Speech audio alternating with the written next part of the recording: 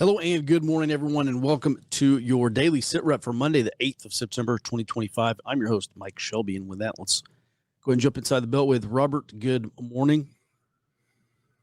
Take it away, Robert. Good morning, Mike. So Friday, President Donald Trump signed an executive order establishing a government designation for what they're calling state sponsors of wrongful detention. And according to White House fact sheet, this new designation is going to allow the U.S. to impose sanctions on, restrict travel from, and block exports to countries that wrongfully detain American citizens, with the idea that foreign adversaries cannot detain American citizens to gain leverage over the U.S. government. U.S. Citizenship and Immigration Services announced that it's going to increase the difficulty of citizenship exams and also increase scrutiny on applicants for citizenship. And they said they're going to resume, one of those policies is going to be resuming interviewing neighbors and coworkers of citizenship applicants, which was a policy suspended during the George H.W. Bush administration in the late 80s. And then finally, Mexico's Attorney General Alejandro Gertz Manero said that Mexico is planning to increase arrests of individuals involved in fuel theft networks between Mexico and the United States, including potentially government officials. And the Mexican authorities did confirm over the weekend that they did arrest a senior Mexican Navy official, a vice admiral, business leaders, and other government officials for fuel theft over the weekend. And as far as I understand, as of April 2025, the Mexican government said that fuel theft does cost the Mexican government about $24 million a day right now. Wow, that's amazing.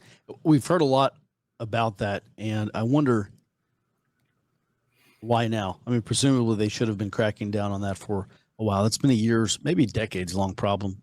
I've talked about it for years.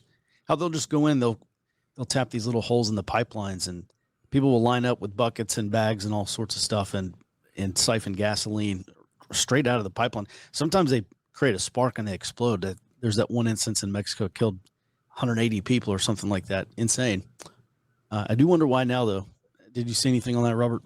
I did not. I think it's probably, more likely that the Trump administration has been putting pressure on the Mexican government to do something about this. And Marco Rubio, the Secretary of State, was recently in Mexico to talk to Claudia Sheinbaum and other officials about the cartels, which I imagine did include fuel theft issues. Mm. And just real quick, Robert, you previously talked about oil thefts in Texas oil fields also being a problem. Can you remind us which federal agency stood up a task force just to deal with that in West Texas? That was the FBI, their oil theft, their Permian Basin oil theft task force. Mm. Have you seen any updates on that? I have not. Okay. All right. Thanks for that. Let's go ahead and move on to our global sit rep. Full slate today, Jared. Let's start with the Aussies and Canadians. Yep. So these would be pretty quick. So the Aussies and Canadians conducted a straight transit. That's the first time in a while that we've seen that. And the first time that we've actually seen them work together on that. Now, the main reason this matters is that this is demonstrating a commitment to the cause here, which is the anti-China coalition.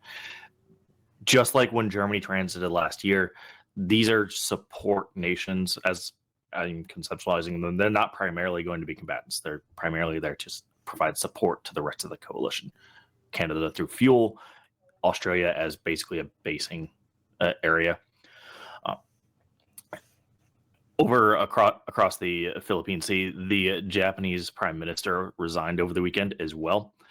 Now, Ishiba's party, the now former Prime Minister there, is deciding whether to immediately choose his successor or conduct a nationwide in-party vote on October 4th. We should have results for that by the end of tomorrow. Now, the reason this really matters is that this shakeup could potentially lead to a less anti-China administration taking over in Japan. I will be keeping an eye out for that. Japan is critical for the anti-China coalition there.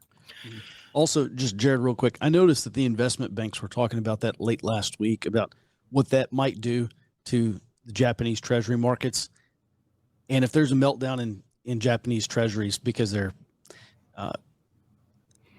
long story short, they're concerned about what that could do, having that political instability in Japan. And obviously, if there were another treasury crisis in Japan, that would be very bad for global finance. With that, I'll let you move on. Absolutely. Moving much closer to home, over in Latin America, on Sunday, Venezuela's general in chief of the army and their defense minister, he's holding both offices, ordered additional troops to the border regions with Colombia. And this deployment is ostensibly to counter drug trafficking operations along the Venezuelan coast, though this is the same region that they sent several thousand troops to defend against U.S. imperialism a couple weeks ago. On the same note, President Trump confirmed to the media on Friday that if a Venezuelan plane were to put the U.S. in a dangerous position, they will be shot down. So good to see that there is no ambiguity there, that if there is another overflight or even anything attempting an overflight, there's going to be action there. And lastly, five Colombian mayors are in D.C. today in order to prevent the U.S. from decertifying Colombia's counter-drug efforts. Everything down south right now in the Caribbean is focused on counter-narcotics, annihilate the boats, get the drugs to stop flowing. But these Colombian mayors are worried that the U.S. is going to decertify that, and that would cut off an enormous amount of funding for Colombia's anti-narcotics efforts. That was the big takeaway earlier, just a couple months ago, when Colombia's President Petro pivoted towards Venezuela and was talking about pivoting towards China. And there was this big rift, this international diplomatic rift between the United States and Colombia, which, by the way, is a major non-NATO ally, or at least was.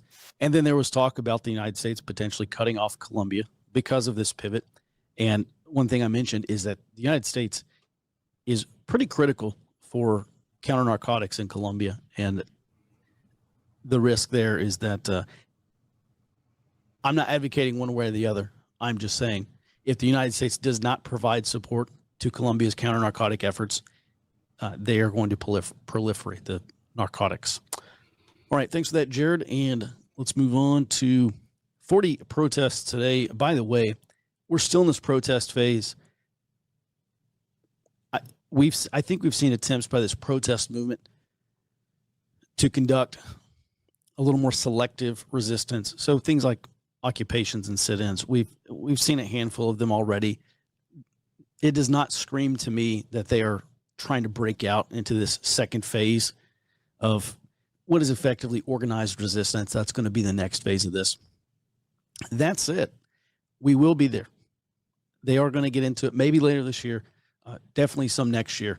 And now is a really good chance to head over to forwardobserver.com/trial, get caught up on all this stuff, especially the protest, resistance, and potential revolution phased operations we're going to see, or phase campaign we're going to see into 2028.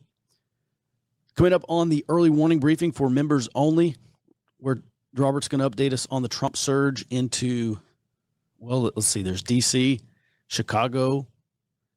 They're talking about Illinois, Baltimore, maybe some other cities. We'll talk about the new national defense strategy, or I'll just say the alleged or reported new national defense strategy. This is a massive pivot, and it is world-changing, to say the least. It is I'm not sure if it's a course correction, but they're definitely changing course from previous national defense strategies. We'll also talk about this government shutdown, or potentially at the end of the month, and then Taiwan drone purchases. Head over to forwardobserver.com/trial. Join us over on the high side.